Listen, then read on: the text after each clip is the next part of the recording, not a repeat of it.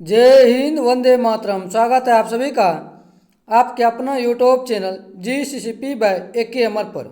आज का यह महा मैराथन क्लास जो जीके जीएस का होगा, जो बिहार DLED एंट्रेंस एग्ज़ाम का तैयारी करते हैं और सरकारी कॉलेज में सिलेक्शन लेना चाहते हैं, उसके लिए आज का यह वीडियो बेहद ही महत्वपूर्ण होगा। आज के इस वीडियो में हम हिस्ट्री, ज्योग्राफी, पॉलिटी और इकोनॉमिक्स और कुछ विविध के प्रश्न जो है सभी को जो है आज ही के वीडियो में देखने वाले हैं। तो आज के इस वीडियो में आप लोग शुरू से अंत तक जरूर बने रहिएगा। आज ही के वीडियो से आपके एग्जाम में जो है 10 से ऊपर प्रश्न जो है छपने वाला है। तो चलिए वीडियो की शुरुआत करते हैं। पहला क्वेश्चन क्या कह रहा है? पहला क्वेश्चन है कि इलाहाबाद की संधि कब हुआ था? ऑप्शन ए है 1764 ईस्वी, बी है 1765 ईस्वी और सी है 1766 ईस्वी और डी है 1771 ईस्वी। आप लोग कमेंट की जरूर बताइए कि इसका आंसर क्या हो जाएगा। इलाहाबाद की संधि कब हुआ था? कमेंट की जरूर बताइए इसका आंसर क्या होगा। इलाहाबाद की संधि जो है 1765 ईस्वी में हुआ था। ऑप्शन नंबर बी हो जाएगा इसका राइट आंसर। चलिए आपके लिए अगला प्रश्न है। अगला प्रश्न क्या कह रहा है कि भारतीय राष्ट्रीय कांग्रेस की स्थापना कब हुई? भारतीय राष्ट्रीय कांग्रेस की स्थापना जो है वो कब हुई? ऑप्शन ए है 1785, बी है 1805, सी है 1865 और डी है 1885 ईस्वी। तो बताइए इसका राइट आंसर क्या हो जाएगा। भारतीय राष्ट्रीय कांग्रेस की स्थापना कब हुई? इसका राइट आंसर हो जाएगा 1885 ईस्वी में। भारतीय राष्ट्रीय कांग्रेस की स्थापना जो है 1885 ईस्वी में। यदि प्रश्न यह पूछ दे कि भारतीय राष्ट्रीय कांग्रेस की स्थापना कहाँ हुआ था, तो मुंबई में हुआ था। मुंबई में कहाँ पूछे तो संस्कृत तेजपाल महाविद्यालय में हुआ था। चलिए अगले प्रश्न की ओर बढ़ते हैं। अगला प्रश्न आपके लिए है, कांग्रेस का पहला अधिवेशन कहाँ हुआ था? प्रश्न पूछ रहा है कि कांग्रेस का जो है पहला अधिवेशन कहाँ हुआ था? सूरत में, मद्रास में, कोलकाता में, बम्बई में। तो कांग्रेस का जो पहला अधिवेशन हुआ था वो कहाँ हुआ था? बताइए आप लोग इसका आंसर क्या होगा। कांग्रेस का पहला अधिवेशन मुंबई में हुआ था। कब? तो 1885 ईस्वी में मुंबई में हुआ था। चलिए अगला प्रश्न आपके लिए, कांग्रेस के प्रथम अधिवेशन की अध्यक्षता किसके द्वारा की गई? कांग्रेस का जो प्रथम अधिवेशन हुआ था उसका अध्यक्षता जो है कौन किया था?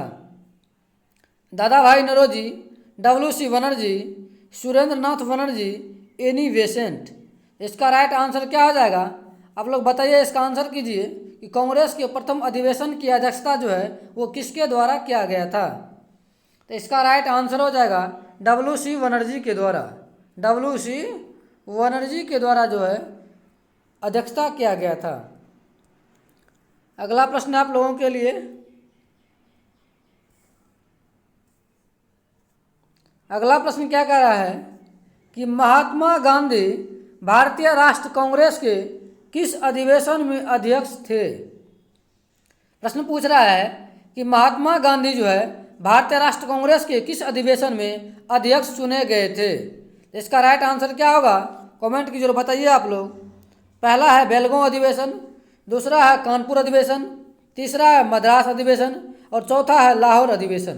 तो इसका राइट आंसर क्या हो जाएगा? इसका हो जाएगा बेलगांव अधिवेशन।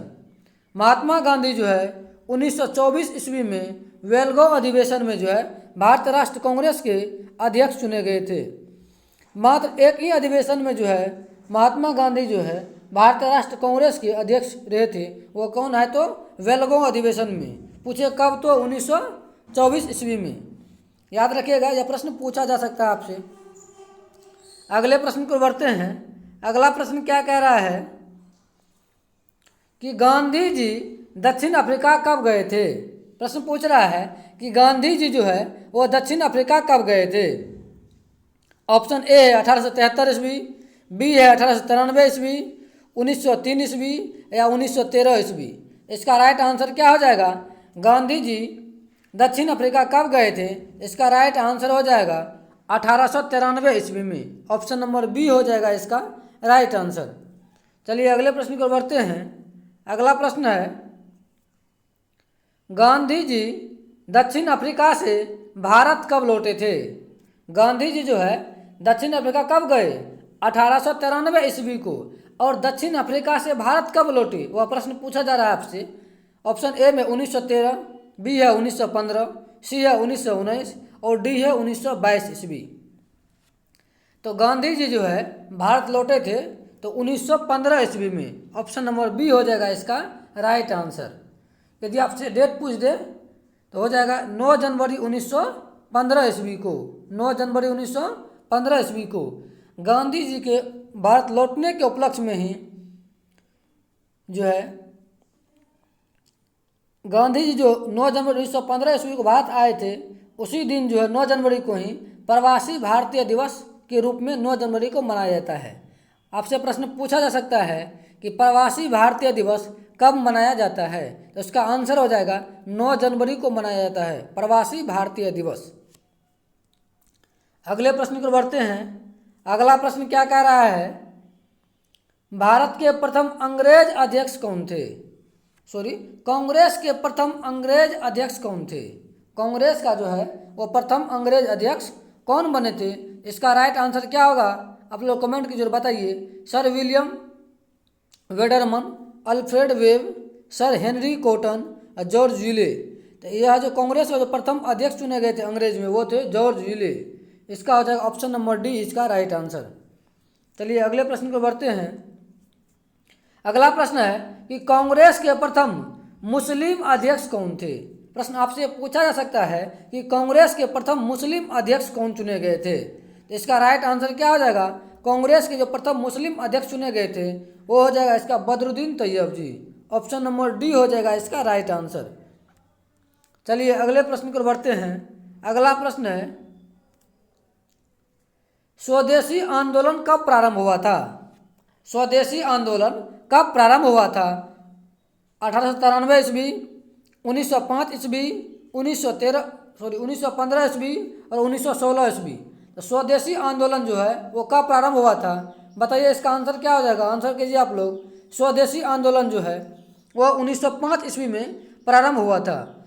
प्रश्न यह पूछा जा सकता है कि स्वदेशी आंदोलन जो है क्यों प्रारंभ हुआ था, तो बंगाल विभाजन के जो है बंगाल का जो विभाजन किया गया था अंग्रेजों के द्वारा, उसी के जो है विरोध में जो है स्वदेशी आंदोलन का जो है प्रारंभ किया गया था 1905 ईस्वी में। चलिए अगले प्रश्न पर बढ़ते हैं। अगला प्रश्न है कि पाकिस्तान के प्रथम प्रधानमंत्री कौन थे? पाकिस्तान के जो है प्रथम प्रधानमंत्री कौन बने? बदरुद्दीन तैयब जी, अबुल कलाम आज़ाद, लियाकत अली, रहमत अली। तो पाकिस्तान के प्रथम प्रधानमंत्री कौन थे? इसका राइट आंसर हो जाएगा लियाकत अली थे। ऑप्शन नंबर सी हो जाएगा इसका राइट आंसर। चलिए अगले प्रश्न को बढ़ते हैं। अगला प्रश्न पूछा जा रहा है आपसे कि पूर्ण स्वाधीनता की मांग किस अधिवेशन में की गई? पूर्ण स्वाधीनता की मांग जो है वो किस अधिवेशन में किया गया था?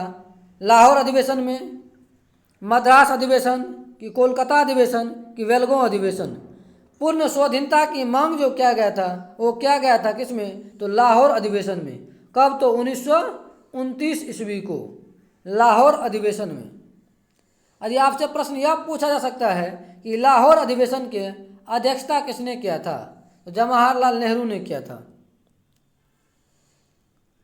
चलिए अगले प्रश्न को बढ़ते हैं। अगला है गदर पार्टी की स्थापना कब की गई थी? गदर पार्टी का स्थापना जो है कब हुआ? ऑप्शन ए में 1911 ईस्वी, बी है 1913, सी है 1915 और डी है 1916। तो गदर पार्टी की स्थापना हुआ था वो हुआ था 1913 ईस्वी में। यदि प्रश्न यह पूछे कि गदर पार्टी की स्थापना कहाँ हुआ था, तो सैन फ्रांसिस्को अमेरिका में हुआ था। गदर पार्टी की स्थापना 1913 ईस्वी में। अगला प्रश्न है, अगला प्रश्न क्या कह रहा है? होम रूल आंदोलन की किसके द्वारा शुरू किया गया? होम रूल आंदोलन जो है वो किसके द्वारा प्रारंभ किया गया था? ऑप्शन ए में है मदन मोहन मालवीय, बी में है सैयद हसन इमाम, सी में है एनी बेसेंट और डी में है M.A. अंसारी। तो होम रूल आंदोलन की शुरुआत जो है वो एनी बेसेंट के द्वारा किया गया था। कब? तो 1916 ईस्वी में। आपसे पूछा जा सकता है कि होम रूल आंदोलन की शुरुआत कब की गई और किसके द्वारा? तो 1916 ईस्वी में एनी बेसेंट के द्वारा किया गया था।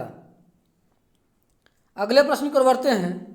अगला प्रश्न रहा आपके लिए कि काला कानून से प्रसिद्ध एक्ट कौन सा है? काला कानून के नाम से जो है प्रसिद्ध एक्ट कौन सा है? जलियांवाला बाग, चोरा चोरी, भारत छोड़ो आंदोलन, रोलेक्ट एक्ट। तो काला कानून के नाम से जो प्रसिद्ध एक्ट था, इसका राइट आंसर क्या हो जाएगा? तो रोलेक्ट एक्ट, जो कब आया था? 1919 ईस्वी में आया था, जिसको बिना अपील और बिना दलील का कानून कहा गया। रोलेक्ट एक्ट को यही काला कानून के नाम से जाना गया, रोलेक्ट एक्ट। अगले प्रश्न को बढ़ते हैं। अगला प्रश्न क्या कह रहा है? अगला प्रश्न है कि महात्मा गांधी को सर्वप्रथम राष्ट्रपिता किसने कहा? महात्मा गांधी को जो है सर्वप्रथम राष्ट्रपिता किसने कहा था? इसका राइट आंसर क्या होगा? बताइए आप लोग। इसका आंसर महात्मा गांधी को सर्वप्रथम राष्ट्रपिता कहा था तो सुभाष चंद्र बोस ने कहा था। ऑप्शन नंबर बी हो जाएगा इसका राइट आंसर। चलिए अगले प्रश्न को बढ़ते हैं। अगला प्रश्न क्या रहा? भारत में महात्मा गांधी द्वारा किया गया प्रथम सत्याग्रह कौन था? भारत में जो है महात्मा गांधी जब दक्षिण अफ्रीका से भारत लौटे थे तो उसके द्वारा जो प्रथम सत्याग्रह कौन सा था? ऑप्शन ए में स्वदेशी आंदोलन, बी में चंपारण सत्याग्रह, सी में रंगून और डी में दक्षिण अफ्रीका। तो भारत में पूछ रहा है कि प्रथम सत्याग्रह भारत में महात्मा गांधी जी के द्वारा जो है प्रथम सत्याग्रह था वो कौन था? तो चंपारण आंदोलन था, जो कब हुआ था?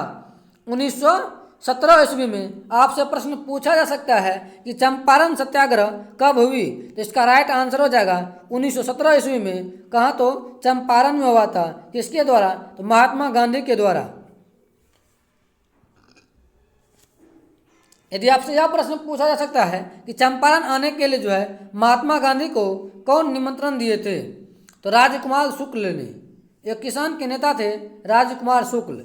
उसी के कहने पे जो है महात्मा गांधी जो है चंपारण आए थे। अगला प्रश्न है कि साइमन कमीशन भारत कब आया था? साइमन कमीशन जो है वो भारत कब आया? इसका राइट आंसर क्या होगा? आप लोग कमेंट कीजिए। 1905 ईस्वी, 1919 ईस्वी, 1924 ईस्वी या 1928 ईस्वी। तो साइमन कमीशन जो है वो भारत आया था 1928 ईस्वी में। ऑप्शन नंबर डी हो जाएगा इसका राइट आंसर। यदि आपसे प्रश्न यह पूछा जाए कि साइमन कमीशन का गठन कब हुआ था, तो हो जाएगा उसका राइट आंसर 1927 ईस्वी में। गठन हुआ था 1927 में और भारत पहुंचा 1928 में। गठन कहाँ हुआ था इसका? तो इंग्लैंड में हुआ था। यदि आपसे प्रश्न यह पूछा जाए कि साइमन कमीशन का विरोध भारत में किसने किया, तो लाला लाजपत राय ने, जिसके कारण से जो है लाला लाजपत राय को लाठी भी खाने पड़ी।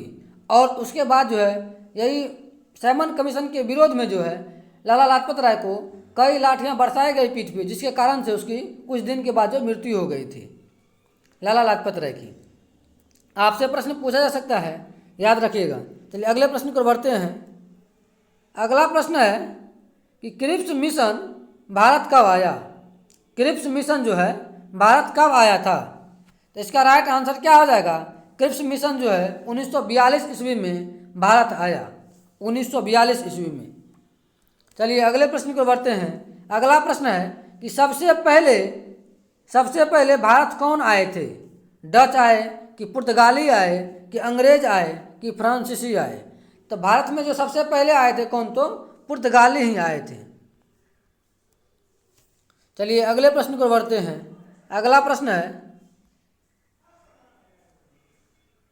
प्रश्न क्या कह रहा है? पुर्तगालियों ने अपनी पहली फैक्ट्री कहाँ पर स्थापित की थी? पुर्तगालियों के द्वारा अपनी पहली फैक्ट्री जो है वो कहाँ पर स्थापित की थी जब वो भारत आए थे? कोचीन में कि मालाबार में कि कालीकट में कि विशाखापट्टनम में? तो पुर्तगालियों के द्वारा जो है पहला फैक्ट्री जो है वो कोचीन में स्थापित किया गया था। कहाँ? तो कोच्चिन में। ऑप्शन नंबर ए हो जाएगा इसका राइट आंसर। अगले प्रश्न को बढ़ते हैं। अगला प्रश्न क्या कह रहा है, पुर्तगालियों ने गोवा पर कब कब्जा किया? पुर्तगालियों के द्वारा जो है गोवा पर कब कब्जा किया गया था? ऑप्शन ए है 1503, बी है 1505, सी है 1510 और डी है 1515 ईस्वी। तो पुर्तगालियों के द्वारा 1510 ईस्वी में जो है गोवा पर कब्जा किया गया था। अगले प्रश्न को बढ़ते हैं। अगला हो जाएगा, पुर्तगालियों ने गोवा पर कब कब्जा किया? तो 1510 ईस्वी में। रिपीट क्वेश्चन था। चलिए अगले प्रश्न को बढ़ते हैं। अगला प्रश्न आपके लिए कि अंग्रेजों ने अपनी पहली फैक्ट्री किस शासक की अनुमति से स्थापित की थी? प्रश्न क्या पूछ रहा है कि अंग्रेजों ने अपनी पहली फैक्ट्री जो है किस शासक की अनुमति से जो है वो स्थापित किए थे? इसका राइट आंसर हो जाएगा जहांगीर की अनुमति से जो है अंग्रेजों के द्वारा जो है अपनी फैक्ट्री को स्थापित किया गया था। अगला प्रश्न आपके लिए कि भारत में प्रथम पुर्तगाली गवर्नर कौन थे? भारत में जो है प्रथम पुर्तगाली गवर्नर कौन थे? Alfonso de Albuquerque, Adil Shah, Francisco de Almeida, इनमें से कोई नहीं। तो भारत में प्रथम पुर्तगाली गवर्नर जो था वो था फ्रांसिस्को डी अल्मेडा। यह कब बना था? तो 1505 ईस्वी में फ्रांसिस्को डी अल्मेडा को बनाया गया था। 1505 ईस्वी में पुर्तगाली का प्रथम गवर्नर जो भारत में आए प्रथम, फ्रांसिस्को डी अल्मेडा। याद रखिएगा, प्रश्न पूछा जा सकता है आपसे। अगला प्रश्न है कि खजुराहो के मंदिर को किस शासकों द्वारा बनवाया गया? खजुराहो के मंदिर को जो है वो किस शासक के द्वारा जो है वो बनवाया गया था? तो इसका राइट आंसर क्या हो जाएगा? चंदेल शासकों के द्वारा। ऑप्शन नंबर बी हो जाएगा इसका राइट आंसर। चंदेल शासकों के द्वारा खजुराहो के मंदिर को जो है बनवाया गया था। अगला प्रश्न आपके लिए देखिए क्या कह रहा है कि सती प्रथा की समाप्ति किस गवर्नर जनरल ने किया? सती प्रथा के अंत जो है वो किस गवर्नर जनरल के द्वारा किया गया था? ऑप्शन ए में है लॉर्ड मिंटो, बी में लॉर्ड हेंगस्टीन, सी है लॉर्ड विलियम बेंटिक और डी है लॉर्ड ऑकलैंड। तो सती प्रथा की समाप्ति जो है वो लॉर्ड विलियम बेंटिक के द्वारा किया गया था। कब? तो 1929 ईस्वी में। किसके सहायता से? तो लाला लाजपत राय की सहायता से, राजा राम मोहन राय की सहायता से। राजा राम मोहन राय की सहायता से जो है 1929 ईस्वी में जो है विलियम बेंटिक ने जो है सती प्रथा का अंत किया था। चलिए अगले प्रश्न को बढ़ते हैं। अगला प्रश्न है गेटवे ऑफ इंडिया का निर्माण कब हुआ? गेटवे ऑफ इंडिया का निर्माण जो है वो कब हुआ था? 1921 ईस्वी, 1922 ईस्वी, 1923 ईस्वी और 1911 ईस्वी। तो गेटवे ऑफ इंडिया का निर्माण जो हुआ था वो कब हुआ था? तो 1911 ईस्वी में। ऑप्शन नंबर डी हो जाएगा इसका राइट आंसर। वह यदि प्रश्न आपसे यह पूछा जाए कि इंडिया गेट का निर्माण कब किया गया? इंडिया गेट का निर्माण हुआ 1921 ईस्वी में। Gateway of India 1911, India Gate तो 1921 ईस्वी। चलिए अगला प्रश्न है कि प्रिंस ऑफ वेल्स भारत कब आए थे?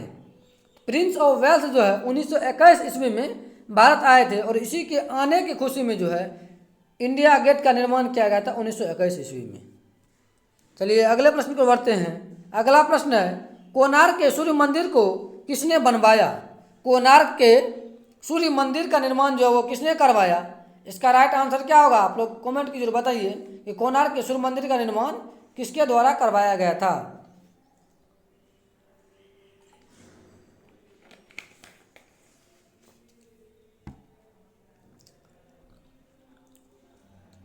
इसका राइट आंसर हो जाएगा नरसिंह देव के द्वारा। नरसिंह देव के द्वारा जो है कोणार्क के सूर्य मंदिर का निर्माण करवाया गया था। अगले प्रश्न को बढ़ते हैं। अगला है आज़ाद हिंद फौज की स्थापना किसने की? आज़ाद हिंद फौज की स्थापना जो है किसने की? इसका राइट आंसर क्या होगा? कमेंट की जरूर बताइए आप लोग। आज़ाद हिंद फौज की स्थापना, तो इसका राइट आंसर हो जाएगा रास बिहारी बोस के द्वारा किया गया। चलिए अगले प्रश्न को बढ़ते हैं। अगला प्रश्न है कि बंगाल में द्वैध शासन के संस्थापक कौन थे? बंगाल में जो है द्वैध शासन के संस्थापक कौन थे? बताइए इसका राइट आंसर क्या होगा? बंगाल में द्वैध शासन के संस्थापक रॉबर्ट क्लाइव को माना जाता है। रॉबर्ट क्लाइव को माना जाता है। अगले प्रश्न को बढ़ते हैं। अगला प्रश्न है स्वराज पार्टी की स्थापना कब की गई थी? स्वराज पार्टी की स्थापना जो है वो कब की गई? इसका आंसर कीजिए आप लोग, क्या होगा? स्वराज पार्टी की स्थापना 1923 ईस्वी में की गई। 1923 ईस्वी में की गई थी। इसके संस्थापक कौन थे? मोतीलाल नेहरू और चित्तरंजन दास। स्वराज पार्टी के संस्थापक यदि पूछे तो मोतीलाल नेहरू और चित्तरंजन दास के द्वारा जो है स्वराज पार्टी की स्थापना 1923 ईस्वी में किया गया था। अगले प्रश्न को बढ़ते हैं। अगला प्रश्न आप लोगों के लिए कि बनारस हिंदू विश्वविद्यालय की स्थापना किसके द्वारा किया गया था? तो बनारस हिंदू विश्वविद्यालय की स्थापना किसके द्वारा किया गया? आंसर कीजिए आप लोग, इसका राइट आंसर क्या हो जाएगा? बनारस हिंदू विश्वविद्यालय की स्थापना तो मदन मोहन मालवीय के द्वारा। कब? तो 1916 ईस्वी में। 1916 ईस्वी में। चलिए अगले प्रश्न को बढ़ते हैं। अगला प्रश्न आप लोगों के लिए प्रथम गोलमेज सम्मेलन कब हुआ था? प्रथम गोलमेज सम्मेलन जो हुआ था वो कब हुआ था? इसका राइट आंसर क्या होगा? आंसर कीजिए आप लोग। प्रथम गोलमेज सम्मेलन जो हुआ था वो कब हुआ था? तो 12 नवंबर 1930 ईस्वी को हुआ था। ऑप्शन नंबर ए हो जाएगा इसका राइट आंसर। प्रथम गोलमेज सम्मेलन 12 नवंबर 1930 ईस्वी को हुआ था। अगला प्रश्न है अवध का अंतिम नवाब कौन था? बहादुर शाह जफर, सिराजुद्दौला, वाजिद अली शाह, इनमें से कोई नहीं। तो अवध का अंतिम नवाब कौन हो जाएगा? Wajid Ali Shah. Option number C हो जाएगा इसका राइट आंसर। वाजिद अली शाह जो है वो अवध का अंतिम नवाब था। चलिए अगले प्रश्न को बढ़ते हैं। अगला प्रश्न है कि वांडीवास का युद्ध किनके बीच हुआ था? वांडीवास का युद्ध जो है वो किनके बीच हुआ था? आंसर कीजिए, इसका राइट आंसर क्या हो जाएगा?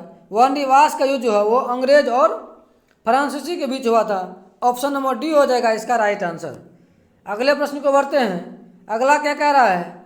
भारत की राजधानी कोलकाता से दिल्ली कब स्थापित की गई? तो भारत की राजधानी जो है कोलकाता से दिल्ली 1912 ईस्वी में स्थापित की गई। चलिए अगले प्रश्न को बढ़ते हैं। अगला प्रश्न है कि दस्तक प्रणाली को किसने समाप्त किया? दस्तक प्रणाली को जो है किसने समाप्त किया? ऑप्शन ए है रॉबर्ट क्लाइव, बी है हेंस्टीन, सी है वेलेजली और डी है केनिन। तो इसका राइट आंसर क्या हो जाएगा? दस्तक प्रणाली को किसने समाप्त किया? इसका हो जाएगा हेंस्टीन। ऑप्शन नंबर बी हो जाएगा इसका राइट आंसर। अगले प्रश्न को बढ़ते हैं। अगला है कबीर किसके समकालीन थे? कबीर जो है वो किसके समकालीन थे? जहांगीर के, इब्राहिम लोदी का, कि शेर शाह सूरी का, कि सिकंदर लोदी का? तो कबीर जो है वो किसके समकालीन थे? इसका राइट आंसर क्या हो जाएगा? कबीर थे सिकंदर लोदी के समकालीन। ऑप्शन नंबर डी हो जाएगा इसका राइट आंसर। अगला प्रश्न है कि संपूर्ण क्रांति का नारा जो है, संपूर्ण क्रांति का नारा किसके द्वारा दिया गया? संपूर्ण क्रांति का नारा बेहद आसान प्रश्न है, आप लोग कमेंट कीजिए इसका आंसर क्या हो जाएगा। संपूर्ण क्रांति का नारा जो है जयप्रकाश नारायण के द्वारा दिया गया। जयप्रकाश नारायण के द्वारा। अगले प्रश्न को बढ़ते हैं। अगला प्रश्न है लोक हितकारी के नाम से किन्हें जाना जाता है? लोक हितकारी के नाम से किन्हें जाना जाता है? इसका राइट आंसर क्या हो जाएगा? गोपाल देशमुख को जाना जाता है। ऑप्शन नंबर डी हो जाएगा इसका राइट आंसर। अगला प्रश्न है स्वराज पार्टी किसके द्वारा स्थापित किया गया? स्वराज पार्टी के संस्थापक कौन थे? इसकी स्थापना कब हुई? तो 1923 ईस्वी में। इसके संस्थापक कौन थे? चित्तरंजन दास और मोतीलाल नेहरू ने। तो किस ऑप्शन में है? ऑप्शन नंबर सी में है। चित्तरंजन दास और मोतीलाल नेहरू के द्वारा स्वराज पार्टी की स्थापना की गई थी। अगला प्रश्न है, अगला प्रश्न क्या कह रहा है? शून्यता के सिद्धांत को सर्वप्रथम किसके द्वारा प्रतिपादित किया गया? आंसर कीजिए आप लोग, इसका क्या होगा? शून्यता के सिद्धांत नागा अर्जुन के द्वारा। ऑप्शन नंबर बी हो जाएगा इसका राइट आंसर। चलिए अगले प्रश्न को बढ़ते हैं। अगला है भीमबेटका किसके लिए प्रसिद्ध है? भीमबेटका जो है वो किसके लिए प्रसिद्ध है? तो गुफाओं के शैल चित्रों के लिए जो है प्रसिद्ध है। गुफाओं के शैल चित्र के लिए भीमबेटका जो है वो प्रसिद्ध है। चलिए अगले प्रश्न को बढ़ते हैं। अगला प्रश्न है अजंता एवं एलोरा की गुफा जो है कहाँ पर स्थित है? अजंता एवं एलोरा की गुफा जो है कहाँ पर स्थित है? इसका राइट आंसर क्या होगा? कमेंट की जरूर बताइए आप लोग। अजंता और एलोरा गुफा कहाँ है? तो वो महाराष्ट्र में है। अगले प्रश्न को बढ़ते हैं। अगला प्रश्न क्या कह रहा है आप लोगों से? अलाई दरवाजा का निर्माण किसके द्वारा किया गया? अलाई दरवाजा का निर्माण जो है वो किसके द्वारा किया गया? आंसर कीजिए आप लोग, इसका क्या होगा? अलाई दरवाजा का निर्माण, अलाई दरवाजा का निर्माण किसके द्वारा किया गया?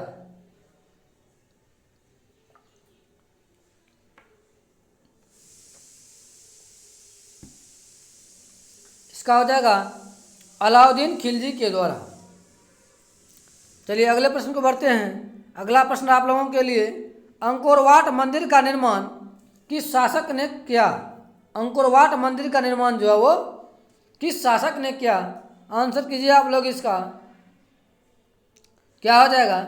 सूर्यवर्मन द्वितीय। ऑप्शन नंबर बी हो जाएगा इसका राइट आंसर। अगले प्रश्न को बढ़ते हैं। अगला है 1921 में मोपला विद्रोह भारत के किस राज्य में हुआ था? तो 1921 में हुआ था मोपला विद्रोह। आपसे प्रश्न यह पूछा जा सकता है कि मोपला विद्रोह कब हुआ? तो 1921 ईस्वी में किस राज्य में हुआ? तो अब बताइए इसका आंसर क्या हो जाएगा, किस राज्य में हुआ था? तो मोपला विद्रोह जो वो केरल में हुआ था। ऑप्शन नंबर सी हो जाएगा इसका राइट आंसर। अगले प्रश्न को बढ़ते हैं। अगला है असहयोग आंदोलन शुरू करने के समय में भारत का वायसराय कौन था?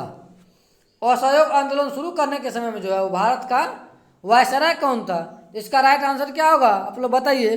लॉर्ड चेम्सफोर्ड था, लॉर्ड चेम्सफोर्ड। और प्रश्न यह पूछा जाता है कि जलियांवाला बाग हत्याकांड के समय में जो है वायसराय कौन था? उसके समय में भी लॉर्ड चेम्सफोर्ड ही था। असहयोग आंदोलन की शुरुआत कब हुआ था? तो 1920 ईस्वी में।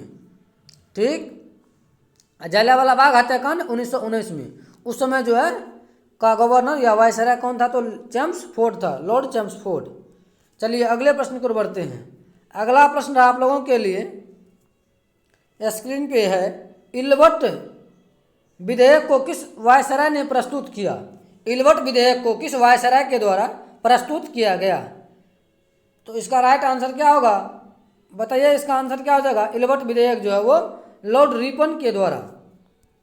चलिए अगले प्रश्न रहा आप लोगों के लिए कि सहायक संधि करने वाला प्रथम राज्य कौन सा है? सहायक संधि करने वाला प्रथम राज्य कौन सा है? आंसर कीजिए आप लोग, इसका क्या हो जाएगा? ऑप्शन ए में दिया है तमिलनाडु, बी है हैदराबाद, सी है गुजरात और डी है कर्नाटक। तो सहायक संधि करने वाला प्रथम राज्य जो है वो है हैदराबाद के द्वारा। प्रथम जो है सहायक संधि की शुरुआत की गई थी लॉर्ड वेलेस्ली के द्वारा। चलिए अगला प्रश्न देखिए, अगस्त प्रस्ताव कब लाया गया? अगस्त प्रस्ताव कब लाया गया? आंसर कीजिए आप लोग, इसका क्या होगा? अगस्त प्रस्ताव कब लाया गया? 8 अगस्त 1940 ईस्वी को। ऑप्शन नंबर ए हो जाएगा इसका राइट आंसर। चलिए अगला प्रश्न आप लोगों के लिए स्क्रीन पे, शिशु हत्या पर रोक किस गवर्नर द्वारा लगाया गया? शिशु हत्या पर रोक जो है वो किस गवर्नर के द्वारा लागू किया गया? तो लॉर्ड हार्डिंग के द्वारा। ऑप्शन नंबर बी हो जाएगा इसका राइट आंसर। अगला प्रश्न है, शाहनामा के लेखक कौन है? प्रश्न पूछा जाएगा आपसे कि शाहनामा के लेखक कौन थे या कौन है?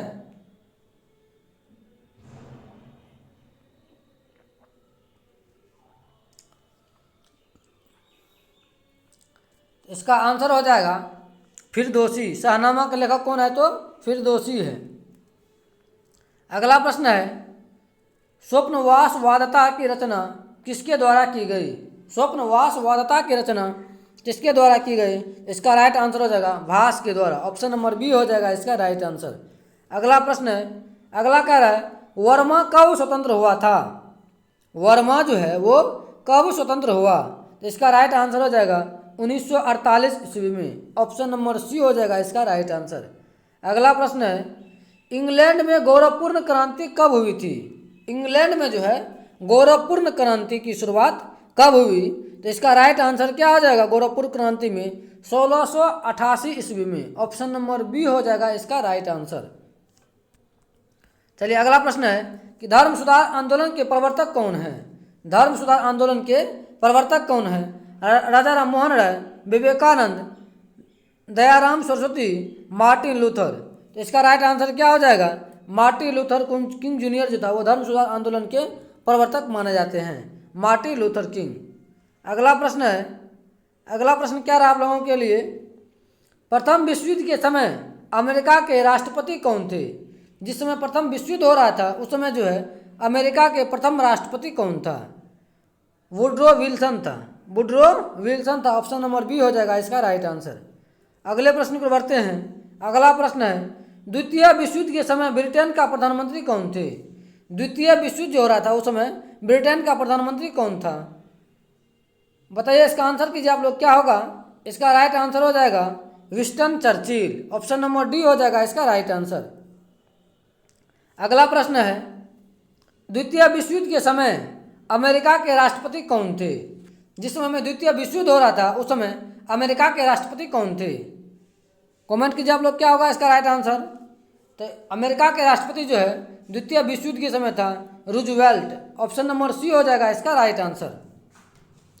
चलिए अगले प्रश्न को बढ़ते हैं। अगला प्रश्न है, द्वितीय विश्व युद्ध के समय द्वितीय विश्व युद्ध में कितने देशों ने भाग लिया था?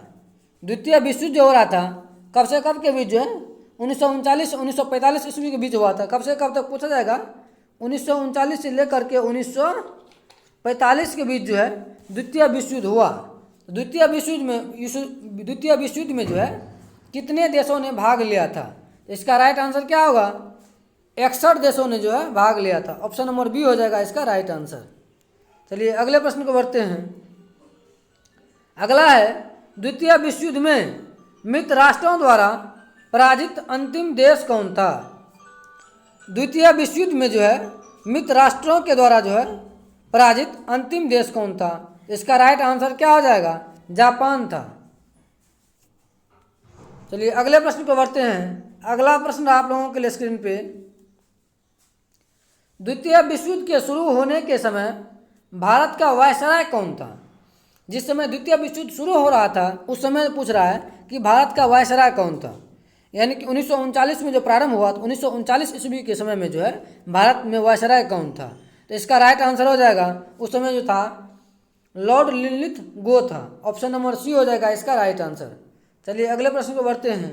अगला प्रश्न है, धुरी राष्ट्रों का नेतृत्व किसने किया था?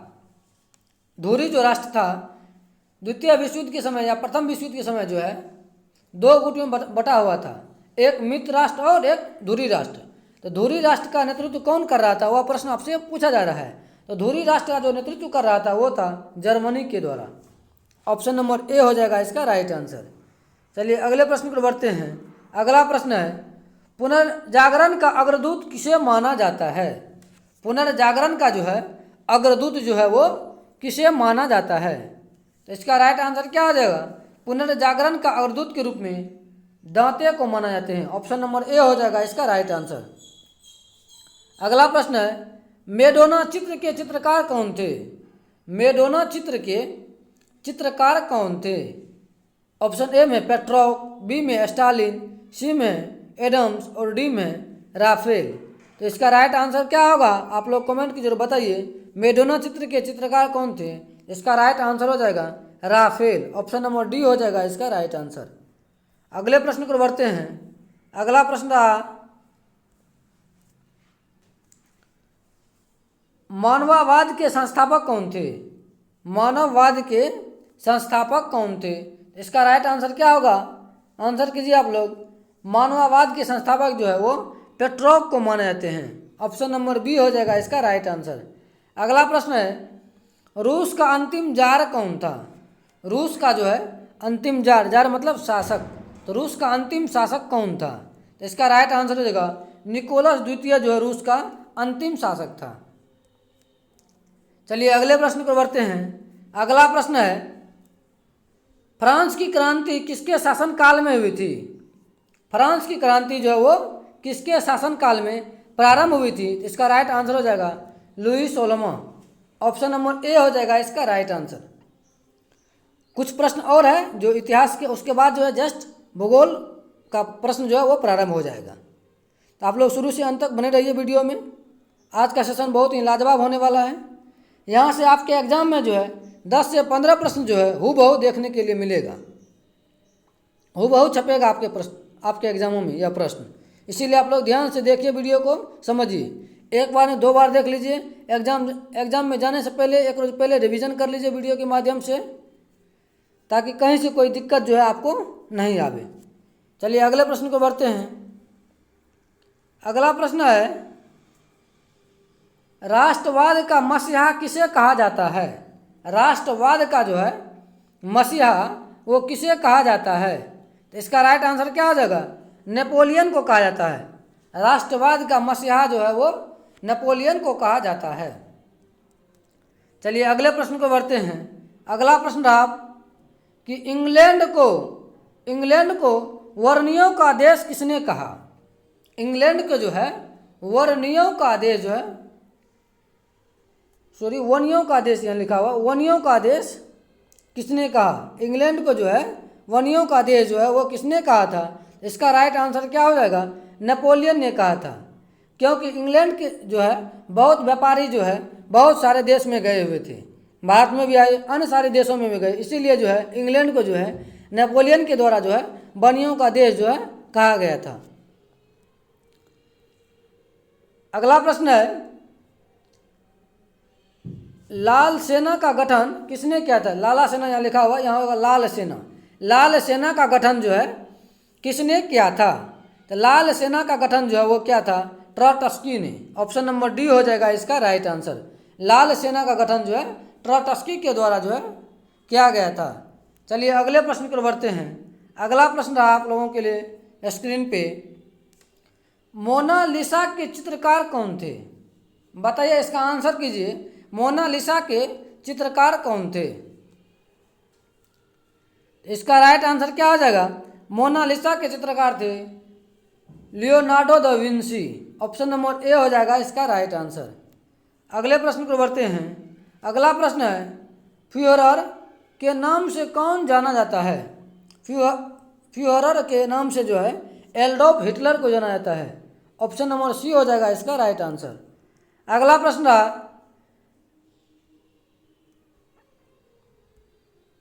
अगला है, रिपब्लिक के रचनाकार कौन है?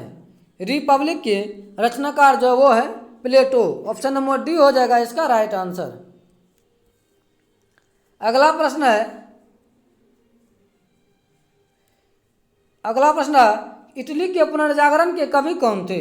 इटली जो देश है उसके पुनर्जागरण के कवि जो है कौन थे? तो इसका राइट आंसर क्या हो जाएगा? ऑप्शन ए में दांते, बी में होमर, सी में रूसो और डी में मोंटेस्क्यू।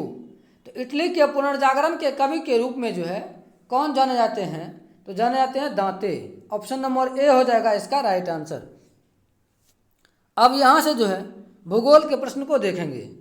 चलिए तो भूगोल के प्रश्न को देखते हैं। इससे पहले जितने भी प्रश्न किए वो इतिहास के प्रश्न थे। अब जो यहाँ से भूगोल के प्रश्न स्टार्ट होता है। जैसे ही भूगोल के प्रश्न खत्म होगा, 80 प्रश्न जो भूगोल से लिए हैं, भूगोल के प्रश्न खत्म होते ही पॉलिटी के प्रश्न को स्टार्ट करेंगे। उसके बाद इकोनॉमिक्स के प्रश्न होगा। तो आप लोग शुरू से अंत तक बने रहिए वीडियो में। चलिए अगला प्रश्न है, प्राचीन भूगोल का जनक किसे माना जाता है? प्राचीन भूगोल के जनक के रूप में किसे माना जाता है? कमेंट कीजिए आप लोग। इसका आंसर क्या हो जाएगा? हिकेटियस को माना जाता है। ऑप्शन नंबर बी हो जाएगा इसका राइट आंसर। प्राचीन भूगोल के पिता के रूप में हिकेटियस को माना जाता है। अगला प्रश्न रहा स्क्रीन पे आप लोगों के लिए, सबसे बड़ा रेल मार्ग कौन सा है? सबसे बड़ा रेल मार्ग कौन सा है? ऑप्शन ए है ट्रांस साइबेरियन, बी है लेनिनग्राड, सी है स्टार्लिंग और डी है इनमें से कोई नहीं। सबसे बड़ा रेल मार्ग जो है वो है Trans Siberian. Option number A हो जाएगा इसका राइट आंसर। अगले प्रश्न को बढ़ते हैं। एकदम गोली की रफ्तार से प्रश्न को करेंगे ताकि आपका समय जो ज़्यादा वेस्ट नहीं किया जाए और कम से कम समय में जो है अधिक से अधिक प्रश्न का जो है रिवीजन कर सके। चलिए अगला प्रश्न रहा आप लोगों के लिए स्क्रीन पे। माओरी आदिवासी किस देश में पाए जाते हैं? माओरी आदिवासी जो है वो किस देश में पाए जाते हैं? आंसर कीजिए आप लोग। इसका राइट आंसर क्या हो जाएगा? माओरी आदिवासी जो है वो पाए जाते हैं न्यूजीलैंड में। ऑप्शन नंबर ए हो जाएगा इसका राइट आंसर। चलिए अगला प्रश्न पर बढ़ते हैं। अगला प्रश्न आप लोगों के लिए, इलायची तथा काजू का सबसे बड़ा उत्पादक राज्य, इलायची और काजू का जो है सबसे बड़ा उत्पादक राज्य है कौन है? आंसर कीजिए आप लोग। इसका राइट आंसर हो जाएगा केरल जो है मसालों की नगरी के नाम से जाने जाते हैं। वहाँ जो इलायची और काजू के सबसे अधिक जो उत्पादन होता है कहाँ? तो केरल में ही। चलिए अगले प्रश्न को बढ़ते हैं। अगला प्रश्न आप लोगों के लिए स्क्रीन पे, हवाई जहाज किस मंडल में उड़ते हैं? हवाई जहाज जो उड़ते हैं वो किस मंडल में उड़ते हैं? आंसर कीजिए आप लोग। इसका राइट आंसर क्या हो जाएगा? हवाई जहाज जो है वो समताप मंडल में उड़ते हैं जहाँ समान ताप और दाब होते हैं। ऑप्शन नंबर डी हो जाएगा इसका राइट आंसर। अगला प्रश्न है, देशांतर रेखाओं की कुल संख्या कितनी है? देशांतर रेखाओं की कुल संख्या कितनी है? आंसर कीजिए आप लोग इसका। देशांतर रेखाओं की कुल संख्या हो जाएगा 360। 180 देशांतर रेखा एक साइड से और 180 दूसरे साइड से। ठीक ऐसे रहता है ना।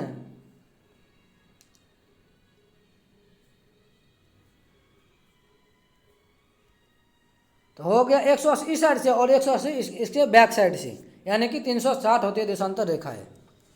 चलिए आगे की ओर बढ़ते हैं।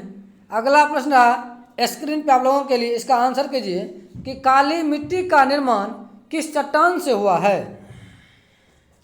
काली मिट्टी का जो निर्माण जो है किस चट्टान से हुआ है? इसका आंसर कीजिए आप लोग। तो इसका आंसर हो जाएगा बेसाल्ट चट्टान से। ऑप्शन नंबर ए हो जाएगा इसका राइट आंसर। अगला प्रश्न है, अंटार्कटिका महाद्वीप कहाँ पर स्थित है? अंटार्कटिका महाद्वीप वो कहाँ पर स्थित है? आंसर कीजिए। इसका क्या हो जाएगा? अंटार्कटिका महाद्वीप जो वो है दक्षिणी ध्रुव में। कहाँ? तो दक्षिणी ध्रुव में। अगला प्रश्न है, रेड इंडियन कहाँ के मुख्य जनजाति है? रेड इंडियन जो वो कहाँ के मुख्य जनजाति है? तो इसका आंसर हो जाएगा उत्तरी अमेरिका की। रेड इंडियन तो उत्तरी अमेरिका के मुख्य जनजाति है। अगले प्रश्न को बढ़ते हैं। अगला प्रश्न आप लोग के स्क्रीन पे, एस्किमो के बर्फ का मकान क्या कहलाता है? एस्किमो के जो है बर्फ के मकान को क्या कहते हैं? तो इसका आंसर हो जाएगा इग्लू कहते हैं। इग्लू, बर्फ से बने मकान को इग्लू कहा जाता है। और बर्फ से जो कैफे बनते हैं उसको कहते हैं स्नेगलू। स्नेगलू। अगला प्रश्न है कि नीलगिरी पर्वत किसका उदाहरण है? नीलगिरी पर्वत जो है वो किसका उदाहरण है? आंसर कीजिए आप लोग। तो नीलगिरी पर्वत जो हो जाएगा वो हो जाएगा बरनस्रोत पर्वत का। ऑप्शन नंबर ए हो जाएगा इसका राइट आंसर। चलिए अगले प्रश्न को बढ़ते हैं। अगला प्रश्न है आप लोगों के लिए, अरावली पर्वत किसका उदाहरण है? अरावली पर्वत किसका उदाहरण है? इसका राइट आंसर हो जाएगा अवशिष्ट पर्वत का। चलिए अगले प्रश्न को बढ़ते हैं। फटाफट आप लोग आंसर कीजिए। बोर्नियो का द्वीप किस महासागर में स्थित है? बोर्नियो का द्वीप जो है वो किस महासागर में स्थित है? तो बोर्नियो का द्वीप जो है वो प्रशांत महासागर में स्थित है। ऑप्शन नंबर ए हो जाएगा इसका राइट आंसर। अगले प्रश्न को बढ़ते हैं। अगला प्रश्न कह रहा है कि दो ज्वारों के बीच कितना समय अंतराल होता है? ज्वार जो आते हैं तो दो ज्वारों के बीच जो है वो कितना समय का जो है वो अंतराल होता है? तो 12 घंटे 26 मिनट का। ऑप्शन नंबर सी हो जाएगा इसका राइट आंसर। अगले प्रश्न को बढ़ते हैं। अगला प्रश्न क्या कह रहा है, पृथ्वी पर जो है, पृथ्वी पर किसी वस्तु का सर्वाधिक भार कहाँ पर होता है? पृथ्वी पे जो है कोई भी वस्तु का जो भार जो है सर्वाधिक कहाँ होगा? तो इसका आंसर कीजिए आप लोग। यह हो जाएगा ध्रुव पे। ऑप्शन नंबर बी हो जाएगा इसका राइट आंसर। चलिए अगले प्रश्न को बढ़ते हैं। अगला प्रश्न आपके स्क्रीन पे, इसका आंसर कीजिए। 1 डिग्री अक्षांश के बीच कितनी दूरी होती है? 1 डिग्री अक्षांश के बीच जो है वो कितना दूरी होता है? तो इसका राइट आंसर हो जाएगा 1 डिग्री अक्षांश के बीच जो है 111 किलोमीटर की दूरी होती है। वही अगला प्रश्न है कि 1 डिग्री देशांतर के बीच की दूरी कितना होती है? 1 डिग्री देशांतर के बीच की दूरी जो है 111.32 किलोमीटर होती है। 111.32 किलोमीटर। चलिए अगला प्रश्न है कि अंतर्राष्ट्रीय तिथि रेखा। अगला प्रश्न है आपके लिए कि अंतर्राष्ट्रीय तिथि रेखा कितने डिग्री देशांतर को कहा जाता है? अंतर्राष्ट्रीय तिथि रेखा जो है वो 180 डिग्री देशांतर रेखा को कहा जाता है। अगले प्रश्न को बढ़ते हैं। अगला प्रश्न है स्क्रीन पे, इसका आंसर कीजिए आप लोग। 2 देशांतर रेखाओं के बीच की दूरी क्या कहलाती है? 2 देशांतर रेखाओं के बीच की दूरी को गोरे कहते हैं। ऑप्शन नंबर बी हो जाएगा इसका राइट आंसर। आप लोग भी साथ साथ आंसर कीजिए।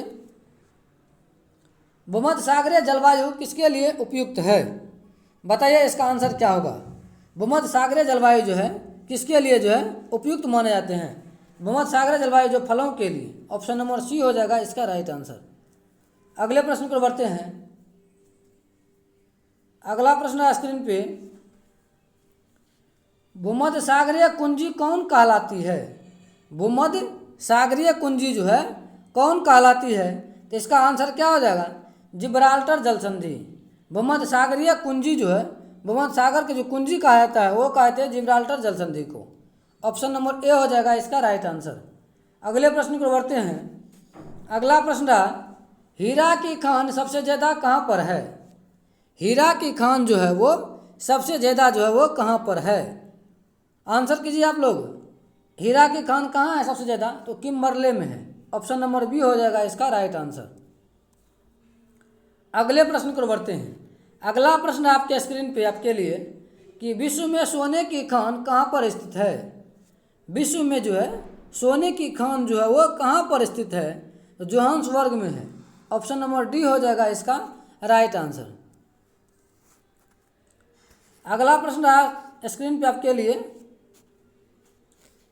सबसे ज़्यादा भूकंप किस महासागर में आते हैं? सबसे ज़्यादा भूकंप जो है वो किस महासागर में आते हैं? आंसर कीजिए आप लोग। यह प्रश्न बहुत ही वीवीआई है, आपके एग्जाम में पूछा जा सकता है कि सबसे ज़्यादा भूकंप जो है वो किस महासागर में आते हैं? तो इसका राइट आंसर हो जाएगा वो होता है प्रशांत महासागर में। ऑप्शन नंबर बी हो जाएगा इसका राइट आंसर। अगला प्रश्न है कि वायुमंडल का सबसे निचला मंडल क्या कहलाता है? वायुमंडल का जो है सबसे निचला मंडल क्या कहलाता है? तो इसका राइट आंसर क्या होगा? कमेंट कीजिए आप लोग, बताइए। वायुमंडल का सबसे निचला मंडल जो वो होता है क्षोभ मंडल, और सबसे ऊपर का मंडल पूछे तो वहीर मंडल। अगले प्रश्न को बढ़ते हैं। अगला प्रश्न है स्क्रीन पे कि भारत में सबसे पहले जल विद्युत कारखाना कहाँ पर स्थापित किया गया था? आंसर कीजिए आप लोग। भारत का पहला जल विद्युत कारखाना की स्थापना कहाँ पर हुआ था? इसका राइट आंसर हो जाएगा दार्जिलिंग में। दार्जिलिंग पश्चिम बंगाल में। अगले प्रश्न को बढ़ते हैं। अगला प्रश्न रहा कि भारत में किस राज्य में चंदन का वृक्ष जो है सर्वाधिक पाए जाते हैं? प्रश्न रहा कि भारत की किस राज्य में जो है चंदन का वृक्ष जो है सबसे अधिक मात्रा में पाए जाते हैं? तो चंदन का वृक्ष जो वो कर्नाटक में मिलते हैं। ऑप्शन नंबर बी हो जाएगा इसका राइट आंसर। चलिए अगला प्रश्न है, सबसे बड़ा प्रायद्वीप कौन सा है?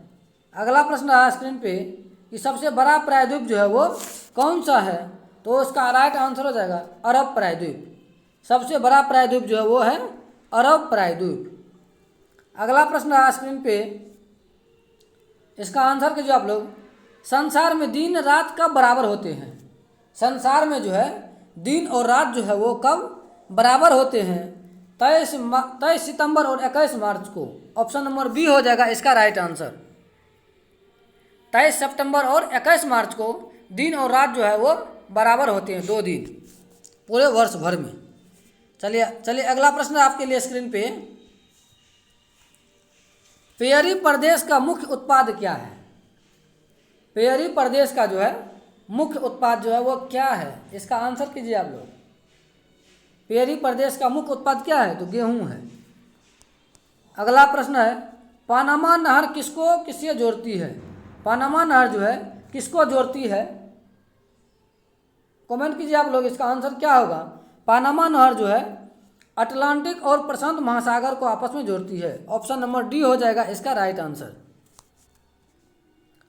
अगला प्रश्न रहा कि सूर्य का आंतरिक भाग क्या कहलाता है? सूर्य का आंतरिक भाग जो है वो फोटोस्फीयर कहलाते हैं। ऑप्शन नंबर ए हो जाएगा इसका राइट आंसर। अगले प्रश्न को बढ़ते हैं। अगला प्रश्न है स्क्रीन पे कि सूर्य का आंतरिक भाग क्या कहलाता है? सूर्य का जो है आंतरिक भाग जो है वो क्या कहलाता है? सूर्य का आंतरिक भाग फोटोस्फीयर कहलाते हैं। ऑप्शन नंबर ए हो जाएगा इसका राइट आंसर। रिपीटेड क्वेश्चन था। चलिए आगे बढ़ते हैं। अगला, हिंद महासागर का सबसे गहरा गर्त कौन सा है? हिंद महासागर का जो है सबसे गहरा गर्त है सुंडा गर्त। ऑप्शन नंबर सी हो जाएगा इसका राइट आंसर। अगले प्रश्न को बढ़ते हैं। अगला प्रश्न है कि विश्व की गहरी खाई मारियाना ट्रेंच, विश्व की जो है गहरी खाई जो है मारियाना ट्रेंच जो है वो किस महासागर में स्थित है? महासागर का यह नाम पूछ रहा है तो यह हो जाएगा प्रशांत महासागर में। ऑप्शन नंबर बी हो जाएगा इसका राइट आंसर। अगले प्रश्न को बढ़ते हैं। अगला प्रश्न है, रेगुर मिट्टी की प्राप्ति किससे होती है? रेगुर मिट्टी की जो प्राप्ति होती है वो किससे होती है? इसका राइट आंसर हो जाएगा लावा से। रेगुर मिट्टी की प्राप्ति होती है वो होता है लावा से। अगला प्रश्न है, नीलगिरी की सर्वोच्च चोटी का नाम क्या है? नीलगिरी की जो है सर्वोच्च चोटी का नाम क्या है? तो वो है दोदा बेटा। ऑप्शन नंबर ए हो जाएगा इसका राइट आंसर। अगले प्रश्न को बढ़ते हैं। मकराना संगमरमर की खान किस राज्य में स्थित है? मकराना जो है वो संगमरमर की जो खान है पूछ रहा है वो किस राज्य में है? या मकराना जो खान है यह संगमरमर की वो है राजस्थान में। ऑप्शन नंबर डी हो जाएगा इसका राइट आंसर। अगले प्रश्न को बढ़ते हैं। अगला प्रश्न है स्क्रीन पे आप लोगों के लिए, भारत का सबसे बड़ा तेल खान कौन सा है? भारत का सबसे बड़ा जो है भारत का सबसे पहला जो है तेल खान कौन सा है? इसका राइट आंसर हो जाएगा डिगबोई, जो कहाँ पड़ता है? तो असम में पड़ता है। भारत का पहला तेल शोधक कारखाना है यह डिगबोई, जो असम में पड़ता है। चलिए अगले प्रश्न को बढ़ते हैं। अगला प्रश्न रहा स्क्रीन पे, सबसे ऊंचा जोग जलप्रपात भारत के किस राज्य में स्थित है? यदि प्रश्न आपसे यह पूछा जाए कि सबसे ऊंचा जलप्रपात कौन सा है तो उसका राइट आंसर हो जाएगा जोग जलप्रपात। और कहाँ पर स्थित है? तो यह हो जाएगा कर्नाटक में है। कहाँ है? तो कर्नाटक में है जोग जलप्रपात। अगले प्रश्न को बढ़ते हैं। अगला प्रश्न है स्क्रीन पे, विश्व की सबसे लंबी पर्वतमाला कौन सा है? विश्व की जो है सबसे लंबी पर्वतमाला जो कौन सी है? तो हो जाएगा एंडीज पर्वतमाला। ऑप्शन नंबर ए हो जाएगा इसका राइट आंसर, एंडीज पर्वतमाला। चलिए अगले प्रश्न को बढ़ते हैं। अगला प्रश्न क्या कह रहा है, रणथंभौर वन्य प्राणी अभयारण्य किसके लिए प्रसिद्ध है? रणथंभौर जो है वन्य प्राणी अभयारण्य जो है यह किसके लिए प्रसिद्ध है? इसका राइट आंसर क्या होगा? आप लोग कमेंट कीजिए और बताइए। रणथंभौर वन्य प्राणी अभयारण्य जो है वो किसके लिए प्रसिद्ध है? तो वो है टाइगर के लिए प्रसिद्ध है। ऑप्शन नंबर बी हो जाएगा इसका राइट आंसर। अगला प्रश्न है, पौंग बांध किस राज्य में स्थित है? अगला प्रश्न क्या रहा है कि पौंग बांध जो है वो किस राज्य में स्थित है? पौंग बांध किस नदी पर स्थित है? प्रश्न यह रहा कि पौंग बांध जो है वो ब्यास नदी पे है। अगला है, थीन बांध किस नदी पे है? थीन बांध जो है वो रावी नदी पे है। बांध से एक प्रश्न आपके एग्जाम में पूछा जाएगा, इसीलिए ध्यान से इसको देख लीजिए और याद कर लीजिए कि कौन बांध किस राज्य में है या किस नदी पे है। यह प्रश्न आपसे पूछा जाएगा। अगला प्रश्न है कि 1 डिग्री देशांतर में कितने मिनट का अंतर होता है? 1 डिग्री देशांतर में जो है वो 4 मिनट का अंतर होता है। अगला है, पूर्व का बोस्टन किसे कहा जाता है? तो पूर्व का बोस्टन जो है वो अहमदाबाद को कहा जाता है। अगले प्रश्न को बढ़ते हैं। अगला प्रश्न है, अरुणाचल प्रदेश सबसे पहले किस नाम से जाना जाता था? अरुणाचल प्रदेश जो है वो नेफा के नाम से जाना जाता था। अगले प्रश्न पर बढ़ते हैं। अगला प्रश्न आप लोगों के लिए कि भारत में सबसे ज़्यादा भूभाग घेरने वाली मिट्टी कौन सी है? प्रश्न यह पूछ रहा है आपसे कि भारत में जो है वो कौन सी मिट्टी है जो सबसे अधिक जो है भूभाग पे फैली हुई है? तो इसका राइट आंसर हो जाएगा जलोढ़ मिट्टी। ऑप्शन नंबर ए हो जाएगा इसका राइट आंसर।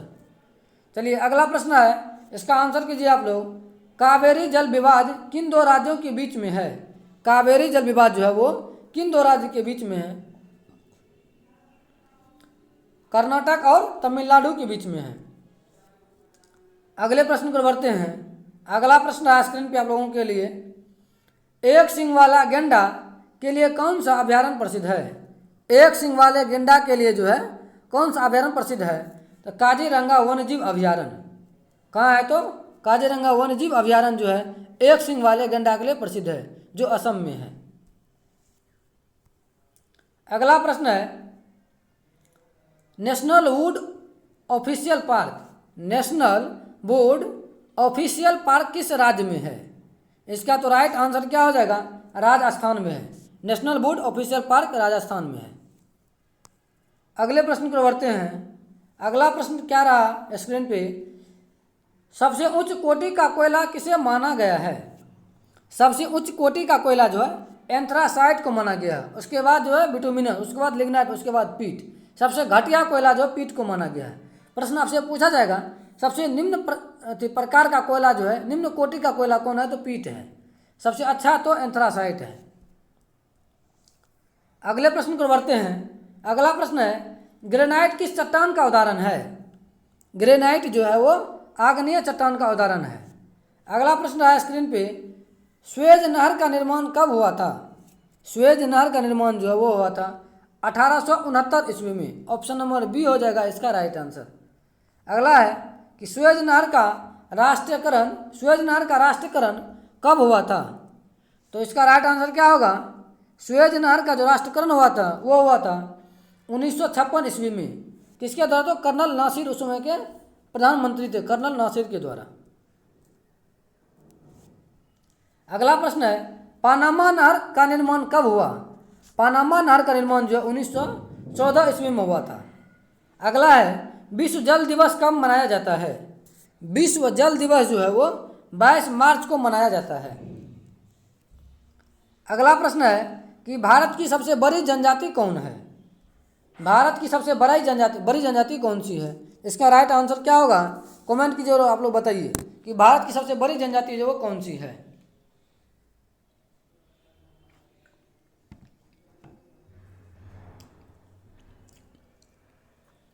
इसका राइट आंसर हो जाएगा गोंड। ऑप्शन नंबर बी हो जाएगा इसका राइट आंसर। चलिए अगले प्रश्न पर बढ़ते हैं। अगला प्रश्न रहा स्क्रीन पे, भारत की जलवायु कैसी है? इसका आंसर कीजिए आप लोग। भारत की जलवायु कैसी है? तो इसका राइट आंसर हो जाएगा मानसूनी है। ऑप्शन नंबर ए हो जाएगा इसका राइट आंसर। अगला प्रश्न रहा कि विश्व का सबसे ऊंचा सक्रिय ज्वालामुखी कौन है? विश्व में जो है सबसे ऊंचा जो है वह सक्रिय ज्वालामुखी वो कौन है? इसका राइट आंसर हो जाएगा कोटोपैक्सी। ऑप्शन नंबर सी हो जाएगा इसका राइट आंसर। अगले प्रश्न पर बढ़ते हैं। अगला प्रश्न रहा स्क्रीन पे, सुंदागर्त किस राज्य में स्थित है? सुंदागर्त जो है किस महासागर में स्थित है? सुंदागर्त। तो इसका राइट आंसर हो जाएगा सुंदागर्त जो है हिंद महासागर में। इससे पहले भी प्रश्न हो चुका है, सुंदागर्त कहाँ है? तो हिंद महासागर में है। अगला प्रश्न है कि वायुमंडल में सर्वाधिक मात्रा में उपस्थित अक्रिय गैस कौन सी है? वायुमंडल में जो है सबसे अधिक मात्रा में जो है कौन सी गैस जो है अक्रिय गैस जो है उपस्थित है? इसका राइट आंसर क्या हो जाएगा? ऑर्गन। ऑर्गन जो है वायुमंडल में सबसे अधिक मात्रा में जो है उपस्थित है। अगले प्रश्न को बढ़ते हैं। अगला प्रश्न है, ग्लोब पर जो दाब जो है कटिबंधों की संख्या कितनी है? ग्लोब पर दाब कटिबंधों की संख्या कितनी है? इसका राइट आंसर हो जाएगा 7। Option number B. अगला है, मरले डार्लिंग नदी किस देश में बहती है? मरले डार्लिंग नदी जो है वो किस देश में बहती है? इसका आंसर कीजिए आप लोग। इसका आंसर क्या हो जाएगा? इसका आंसर हो जाएगा ऑस्ट्रेलिया में होगा। अगला प्रश्न है,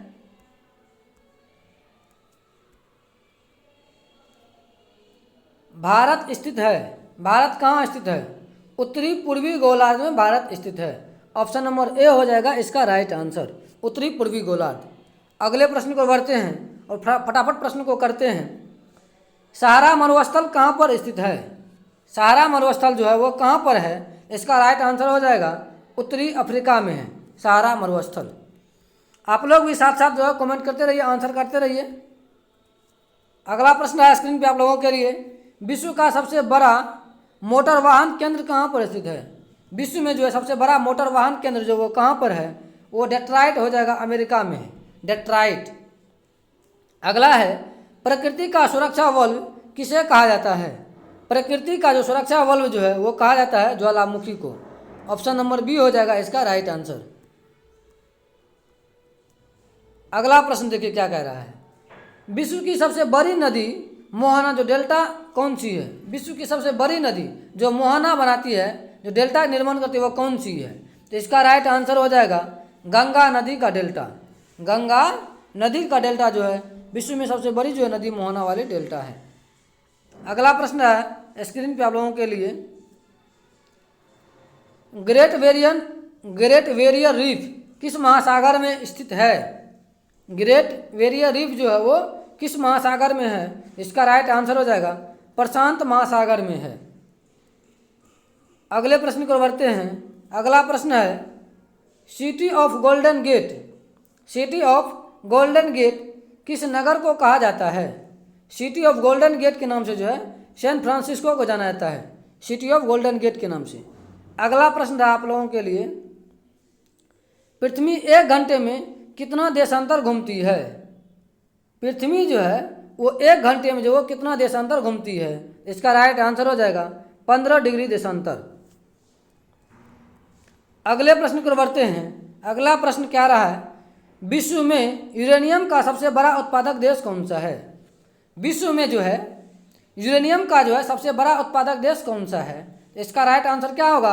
आप लोग आंसर कीजिए इसका, कि विश्व में जो यूरेनियम का जो उत्पादन जो है कौन सा देश जो है सबसे अधिक मात्रा में करता है?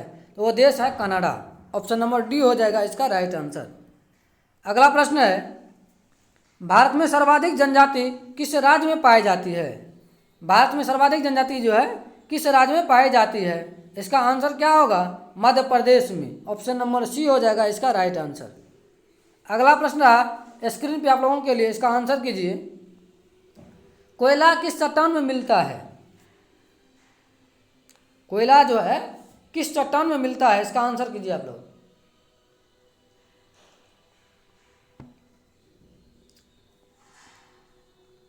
यह हो जाएगा अवसादी चट्टान में। ऑप्शन नंबर ए हो जाएगा इसका राइट आंसर। अगले प्रश्न को बढ़ते हैं। अगला प्रश्न है, क्षेत्रफल के दृष्टि से विश्व का सबसे बड़ा भू आवेशिष्ट या क्षेत्रफल की दृष्टि जो विश्व में सबसे बड़ा जो है भू आवेशिष्ट देश कौन सा है? इसका राइट आंसर क्या हो जाएगा? इसका हो जाएगा कजाकिस्तान। अगले प्रश्न को बढ़ते हैं। अगला प्रश्न है कि पृथ्वी की सतह के नीचे का द्रवीभूत सेल क्या कहलाता है? पृथ्वी के नीचे जो है द्रवीभूत सेल जो है वो क्या कहलाता है? इसका राइट आंसर क्या हो जाएगा? मैग्मा कहलाता है। ऑप्शन नंबर बी हो जाएगा इसका राइट आंसर। अगले प्रश्न को बढ़ते हैं। अगला प्रश्न है स्क्रीन पे आप लोगों के लिए कि विश्व का सबसे गहरा महासागर कौन सा है? सबसे गहरा महासागर, इसका राइट आंसर हो जाएगा यह प्रशांत महासागर है। सबसे बड़ा और सबसे गहरा भी है कौन? तो प्रशांत महासागर। अगला प्रश्न है स्क्रीन पे आप लोगों के लिए, इसका राइट आंसर क्या होगा? भारत की सबसे बड़ी लेगून झील कौन है? भारत की सबसे बड़ी जो है वो लेगून झील वो कौन सी है? इसका राइट आंसर क्या होगा? आप लोग आंसर कीजिए, बताइए क्या होगा? तो इसका चिल्का झील। अगला प्रश्न है कि भारत में सबसे पहले मानसून किस राज्य में जो है पहुंचती है? इसका राइट आंसर क्या हो जाएगा? भारत में सबसे पहले जो मानसून जो है वो कहाँ पर पहुंचती है? तो वो केरल में पहुंचती है। ऑप्शन नंबर सी हो जाएगा इसका राइट आंसर। अब ज्योग्राफी का प्रश्न यही समाप्त होता है।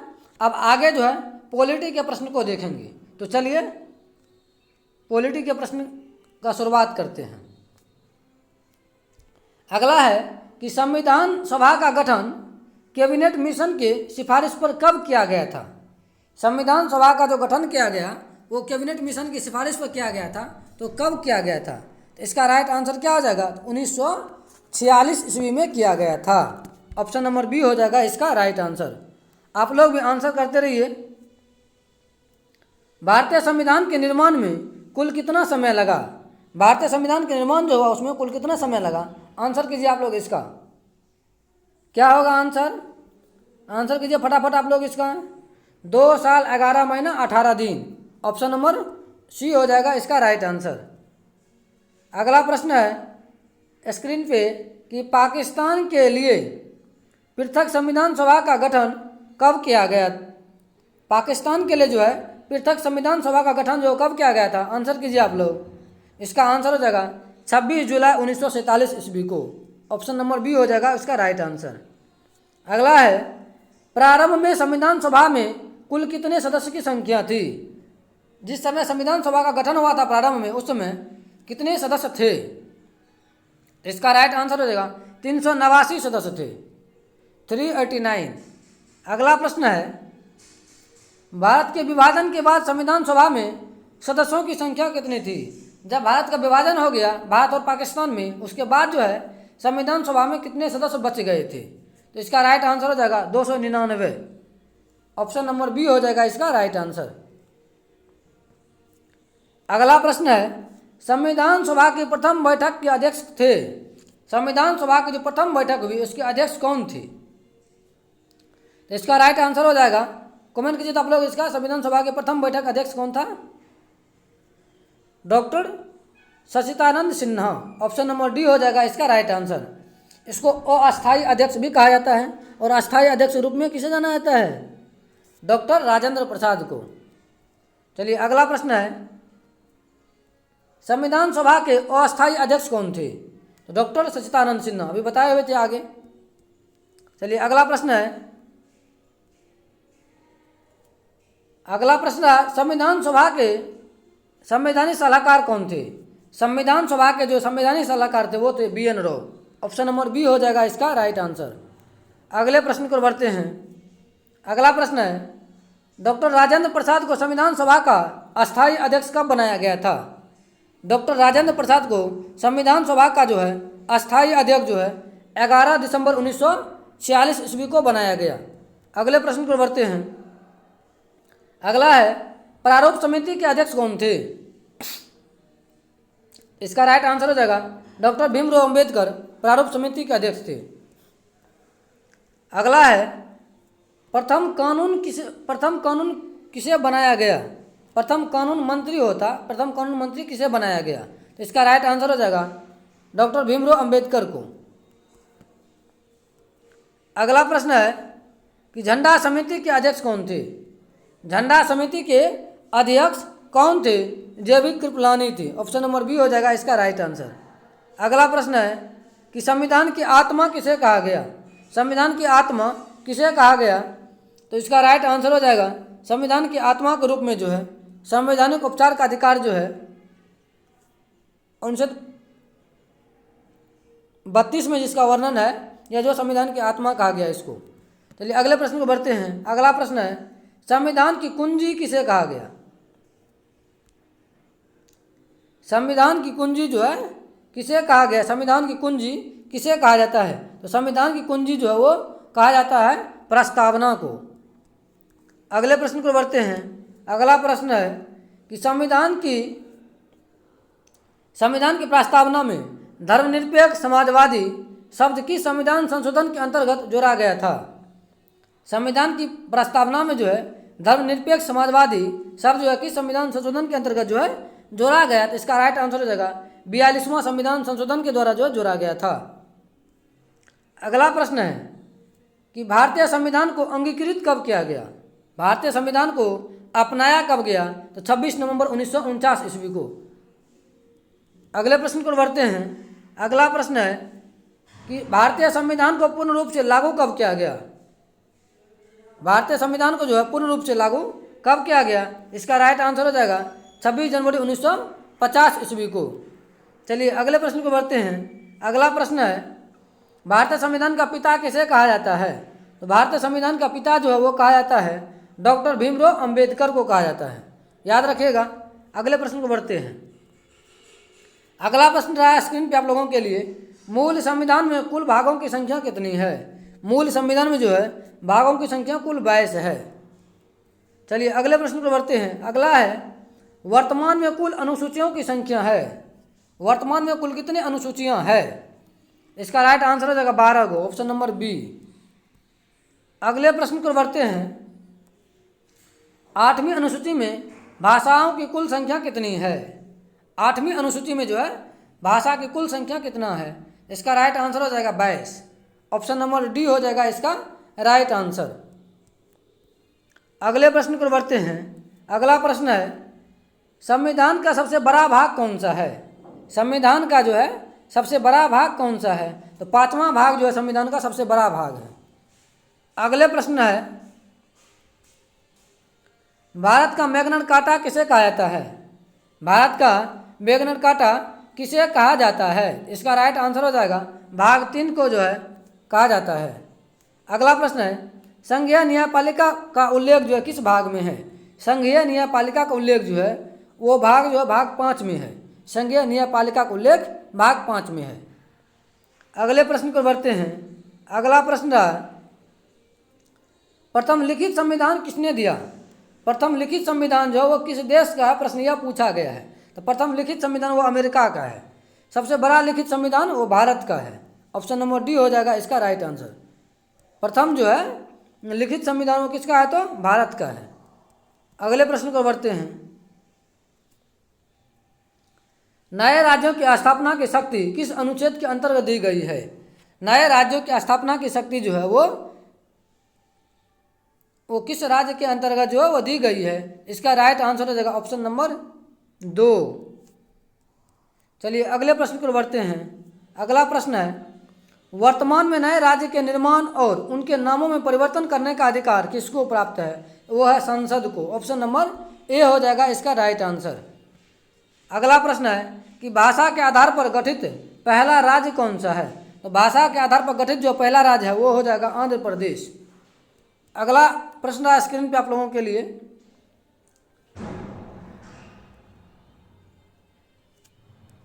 गोवा पूर्ण राज्य किस संविधान संशोधन के अंतर्गत बना? गोवा जो है गोवा को पूर्ण राज्य का दर्जा जो है वो किस संविधान संशोधन के अंतर्गत जो है वो दिया गया? तो वह 56वां संविधान संशोधन के अंतर्गत। अगला प्रश्न रहा आपके लिए, स्क्रीन पे इसका आंसर कीजिए। दिल्ली को राजधानी का पूर्ण दर्जा कब मिला?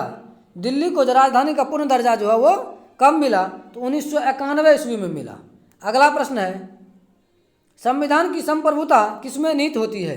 संविधान की संप्रभुता जो है वो जनता में निहित होती है, ऑप्शन नंबर ए हो जाएगा इसका राइट आंसर। अगले प्रश्न को बढ़ते हैं। अगला प्रश्न क्या रहा, भारतीय संविधान में संघीय व्यवस्था कहाँ से ली गई है? भारतीय संविधान में जो है संघीय व्यवस्था जो है वो कहाँ से ली गई है? तो इसका राइट आंसर हो जाएगा कनाडा से लिया गया है। संघीय व्यवस्था तो कनाडा से। अगला प्रश्न है, भारतीय संसदीय शासन प्रणाली कहाँ से लिया गया है? भारतीय संसदीय शासन प्रणाली जो है वो कहाँ से लिया गया है? वो ब्रिटेन से लिया गया है। संसदीय शासन व्यवस्था ब्रिटेन से। अगला प्रश्न है, भारतीय संविधान में वर्णित मौलिक अधिकार कहाँ से लिया गया है? मौलिक अधिकार जो है वो अमेरिका से लिया गया है। मौलिक अधिकार कहाँ से? तो अमेरिका से। अगला प्रश्न रहा, भारतीय संविधान में वर्णित मौलिक कर्तव्य कहाँ से लिया गया है? मौलिक कर्तव्य जो वो रूस से लिया गया है, ऑप्शन नंबर ए हो जाएगा इसका राइट आंसर। अगला प्रश्न आया स्क्रीन पे आप लोगों के लिए, इसका आंसर कीजिए। प्रेस की स्वतंत्रता किस अनुच्छेद में वर्णित है? प्रेस की स्वतंत्रता जो है वो किस अनुच्छेद में वर्णित है? इसका आंसर कीजिए आप लोग। इसका आंसर हो जाएगा ऑप्शन नंबर बी, अनुच्छेद 19 के 1 में या 19 के क में जो है प्रेस की स्वतंत्रता का वर्णन है। अगले प्रश्न को चलते हैं। अगला प्रश्न है, राष्ट्रपति पर महाभियोग लगाने की सूचना कितने दिन पहले दी जाती है? तो राष्ट्रपति पर महाभियोग लगाने की सूचना 14 दिन पहले ही दी जाती है। अगला प्रश्न है स्क्रीन पे आप लोगों के लिए, उपराष्ट्रपति पद के लिए न्यूनतम आयु सीमा कितनी होनी चाहिए? उपराष्ट्रपति के लिए न्यूनतम आयु सीमा या राष्ट्रपति हो या राज्यपाल हो उसके लिए 35 वर्ष होनी चाहिए। अगला प्रश्न रहा कि लोकसभा भंग कौन कर सकता है? लोकसभा को जो भंग कौन कर सकता है, इसका राइट आंसर हो जाएगा राष्ट्रपति ही कर सकते हैं। अगला प्रश्न है कि मृत्यु क्षमा दंड, मृत्यु क्षमा करने का अधिकार जो है किसे प्राप्त है? इसका आंसर कीजिए आप लोग, इसका राइट आंसर क्या हो जाएगा?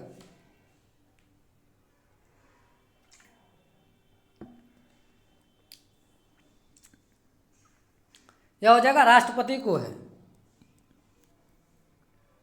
अगला प्रश्न है, वह एकमात्र मुख्य न्यायाधीश कौन है जिन्होंने राष्ट्रपति के पद पर कार्य किया? इसका राइट आंसर हो जाएगा एम हिदायतुल्लाह ने। अगले प्रश्न को बढ़ते हैं। अगला प्रश्न है कि राष्ट्रपति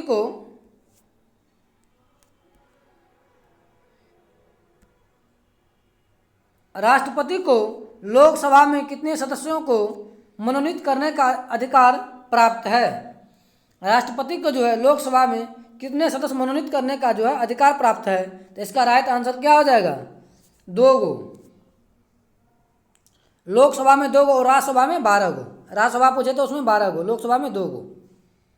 चलिए अगला प्रश्न है, निर्विरोध निर्वाचित राष्ट्रपति कौन है? निर्विरोध निर्वाचित राष्ट्रपति जो है वो कौन है? इसका राइट आंसर क्या हो जाएगा? आप लोग कमेंट कीजिए तो इसका आंसर क्या होगा? निर्विरोध निर्वाचित राष्ट्रपति कौन चुने गए थे? तो इसका राइट आंसर हो जाएगा Neelam Sanjiva Reddy. Option number C हो जाएगा इसका राइट आंसर। अगले प्रश्न पर बढ़ते हैं।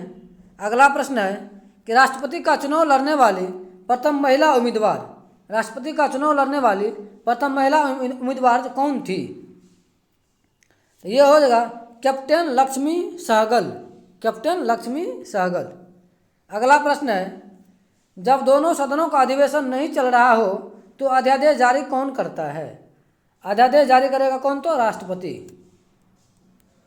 अगला प्रश्न है, राष्ट्रपति को पद की शपथ कौन दिलाता है? तो राष्ट्रपति को जो पद की शपथ जो मुख्य न्यायाधीश दिलाते हैं, सर्वोच्च न्यायालय के मुख्य न्यायाधीश। अगला प्रश्न है, संसद के संयुक्त अधिवेशन की अध्यक्षता किसके द्वारा की जाती है? संसद के संयुक्त अधिवेशन की अध्यक्षता जो है वो कौन करते हैं?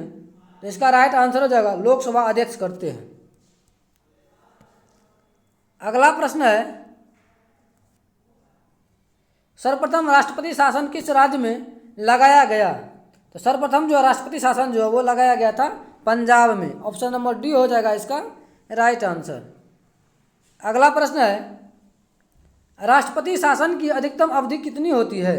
राष्ट्रपति शासन की अधिकतम अवधि जो है वो 6 माह होती है। ऑप्शन नंबर, राष्ट्रपति शासन की अधिकतम अवधि जो होती है वो होती कितने? तो अधिकतम पूछ रहा, न्यूनतम होता है 6 माह, अधिकतम होता है 3 साल। ऑप्शन नंबर हो जाएगा सी इसका राइट आंसर।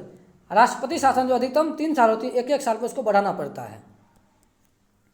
अगला प्रश्न देखिए, उपराष्ट्रपति के चुनाव संबंधी मामलों का निपटारा कौन करता है? उपराष्ट्रपति के चुनाव संबंधी मामलों का निपटारा जो वो सर्वोच्च न्यायालय करते हैं। कौन? तो सर्वोच्च न्यायालय करते हैं। अगला प्रश्न है, राज्यसभा का अध्यक्ष कौन होता है? राज्यसभा का जो अध्यक्ष जो है वो कौन होता है? इसका राइट आंसर हो जाएगा उपराष्ट्रपति होते हैं। अगला प्रश्न है आप लोगों के लिए कि उपराष्ट्रपति के चुनाव में कौन कौन भाग ले सकता है या लेता है? उपराष्ट्रपति के चुनाव में जो है कौन भाग लेता है? तो संसद के दोनों सदस्य के सभी सदस्य, संसद के दोनों सदनों के सभी सदस्य भाग लेते हैं। अगला प्रश्न है, इसका आंसर कीजिए आप लोग, मंत्रिमंडल तथा राष्ट्रपति के बीच करी का काम कौन करता है? मंत्रिमंडल और राष्ट्रपति के बीच जो करी का काम जो है वो प्रधानमंत्री करते हैं। अगला प्रश्न है कि मंत्रिपरिषद सामूहिक रूप से किसके प्रति उत्तरदायी होती है? तो मंत्रिपरिषद जो सामूहिक रूप से जो है वो लोकसभा के प्रति जो है उत्तरदायी होते हैं।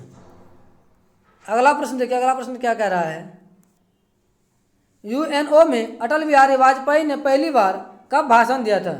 यूएनओ में जो है अटल बिहारी वाजपेयी ने जो पहली बार भाषण दिया था वो दिया था 77 ईस्वी में।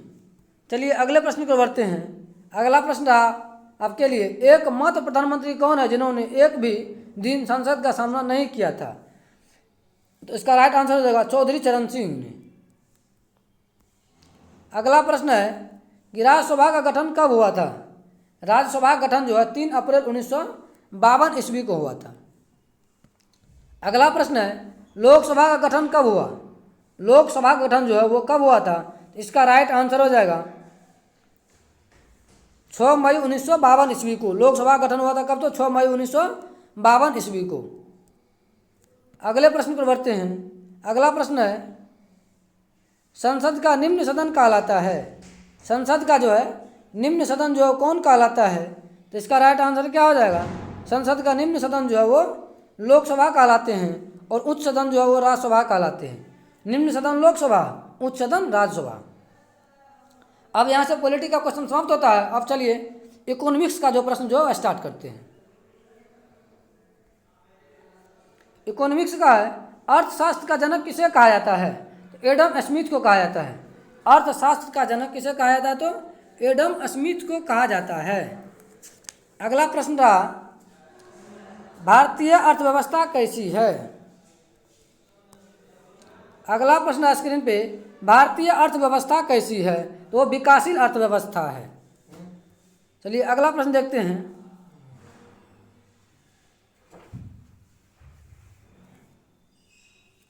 तृतीय विश्व शब्द किसके संदर्भ में प्रयुक्त होता है? तृतीय विश्व शब्द जो है वो विकासशील देश के संदर्भ में जो प्रयुक्त होता है, विकासशील देश। अगला प्रश्न है विश्व की सबसे बड़ी अर्थव्यवस्था किस देश की है? विश्व की सबसे बड़ी अर्थव्यवस्था जो अमेरिका की है। अगला प्रश्न देखते हैं विश्व में दूसरी सबसे बड़ी अर्थव्यवस्था किस देश की है? तो विश्व में सबसे बड़ी अर्थव्यवस्था जो है वो है, दूसरी सबसे बड़ी जो है वो है चीन का। लेकिन अब जो है ये पहला हो गया है, पहला होने वाला ही है, ऐसे समझिए। अगला प्रश्न रहा कि रिजर्व बैंक ऑफ इंडिया का मुख्यालय सर्वप्रथम कहाँ स्थापित किया गया? तो रिजर्व बैंक ऑफ इंडिया का मुख्यालय जो है कोलकाता में स्थापित किया गया सर्वप्रथम। अगले प्रश्न को बढ़ते हैं। अगला प्रश्न है मिश्रित अर्थव्यवस्था को अपनाने वाला देश कौन है? मिश्रित अर्थव्यवस्था को अपनाने वाला देश फ्रांस है। कौन है? तो फ्रांस है। अगले प्रश्न को बढ़ते हैं। मानव का विकास रिपोर्ट जारी करने वाला पहला भारत का राज्य कौन सा है? मानव का जो विकास रिपोर्ट जारी करने वाला भारत का पहला राज्य वो कौन सा है? तो इसका राइट आंसर हो जाएगा Madhya Pradesh. Option number A हो जाएगा इसका राइट आंसर। आगे की ओर बढ़ते हैं। अगला प्रश्न है कि राष्ट्रीय आय का आकलन पहली बार कब किया गया? तो राष्ट्रीय आय का जो आकलन किया गया वो क्या गया 1868 ईस्वी में। ऑप्शन नंबर बी हो जाएगा इसका राइट आंसर। अगला प्रश्न है केंद्रीय सांख्यिकी संगठन की स्थापना कब हुई? केंद्रीय सांख्यिकी संगठन की स्थापना 2 मई 1951 ईस्वी को हुआ। अगले प्रश्न पर बढ़ते हैं। सकल घरेलू उत्पाद में सर्वाधिक योगदान देने वाला राज्य कौन सा है? सकल घरेलू उत्पाद में जो है कौन सा राज्य का जो सर्वाधिक योगदान है? तो महाराष्ट्र का है। इसका आंसर कीजिए आप लोग। स्क्रीन पे है कि वर्तमान में भारत में राष्ट्रीय आय की गणना का आधार वर्ष कौन सा है? तो वर्तमान में जो है आधार वर्ष जो है 2011-12 है। अब ये चेंज भी हो गया होगा, नया देखिएगा क्या है इसका। राष्ट्रीय आय में सर्वाधिक योगदान देने वाला क्षेत्र कौन है? राष्ट्रीय आय में जो है सर्वाधिक योगदान देने वाला क्षेत्र जो वो है सेवा क्षेत्र है। अगला है कि प्राथमिक क्षेत्र किससे संबंधित होता है? प्राथमिक क्षेत्र जो है वो है कृषि से संबंधित। और द्वितीय क्षेत्र किससे संबंधित होता है? वह विनिर्माण से संबंधित होता है। तृतीय क्षेत्र किससे संबंधित होता है? तृतीय क्षेत्र जो है वो संबंधित होता है व्यापार से। अगला प्रश्न है कि ग्रामीण क्षेत्र में एक व्यक्ति की प्रतिदिन भोजन में कितने कैलोरी होना चाहिए? ग्रामीण क्षेत्र में जो है वो होना चाहिए 2400 कैलोरी और शहरी क्षेत्र में जो है 2100 कैलोरी। अगला प्रश्न है अंत्योदय कार्यक्रम सर्वप्रथम किस राज्य में प्रारंभ किया गया? अंत्योदय कार्यक्रम जो वो राजस्थान में सबसे पहले प्रारंभ किया गया था। अगला प्रश्न है, मिश्रित अर्थव्यवस्था का तात्पर्य है, मिश्रित अर्थव्यवस्था का तात्पर्य है निजी तथा सार्वजनिक क्षेत्र का सह-अस्तित्व दोनों का। अगला प्रश्न है, भारत में बेरोजगारी संबंधित आंकड़े तैयार किसके द्वारा किए जाते हैं? इसका आंसर कीजिए तो आप लोग।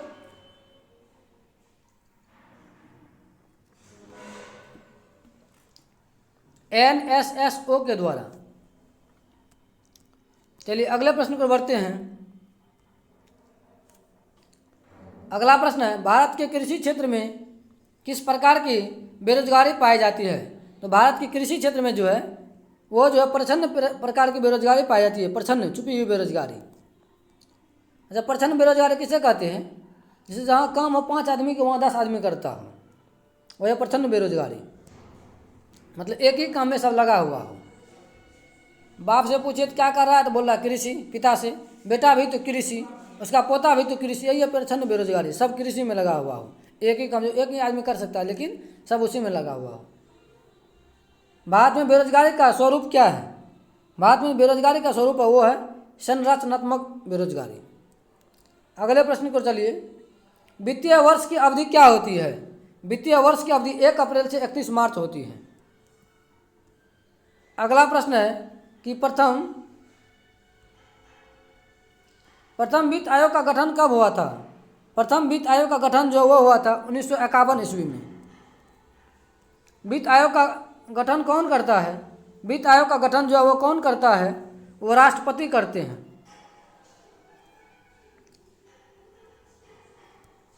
वित्त आयोग के प्रथम अध्यक्ष कौन थे?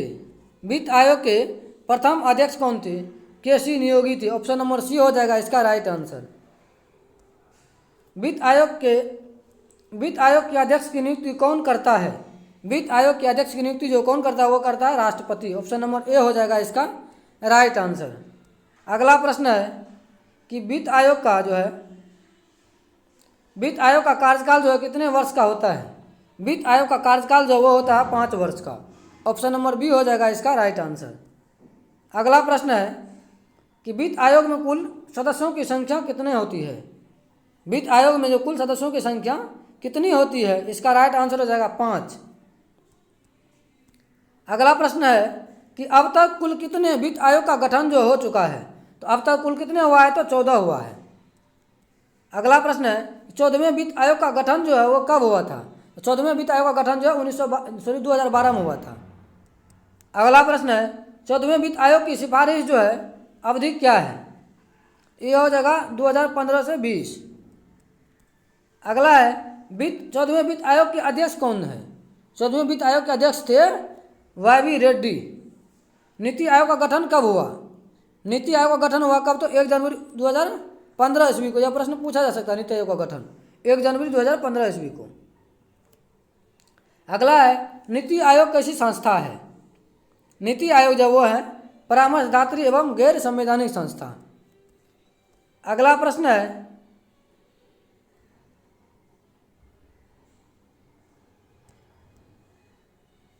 नीति आयोग का अध्यक्ष कौन होता है? तो नीति आयोग का अध्यक्ष जो होता है वो होता है कौन? तो प्रधानमंत्री होते हैं। अगले प्रश्न को बढ़ते हैं। अगला प्रश्न है सुपर कैबिनेट के रूप में किसे जाना जाता है? सुपर कैबिनेट के रूप में जो है राष्ट्रीय विकास परिषद को जाना जाता है। अगला प्रश्न है राष्ट्रीय विकास परिषद का गठन कब हुआ था? तो राष्ट्रीय विकास परिषद का गठन जो है 6 अगस्त 1952 ईस्वी को हुआ था। और अगला प्रश्न है राष्ट्रीय विकास परिषद। अगला प्रश्न है कि राष्ट्रीय विकास परिषद कैसी संस्था है? तो राष्ट्रीय विकास परिषद जो वो है गैर संवैधानिक संस्था है। अगला प्रश्न है कि राष्ट्रीय विकास परिषद का अध्यक्ष कौन होता है? राष्ट्रीय विकास परिषद का अध्यक्ष जो है वो कौन होता है? वो होते हैं प्रधानमंत्री।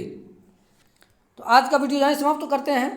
आज का सेशन आप सभी को कैसा लगा कमेंट करके अंतिम में ज़रूर बताइएगा।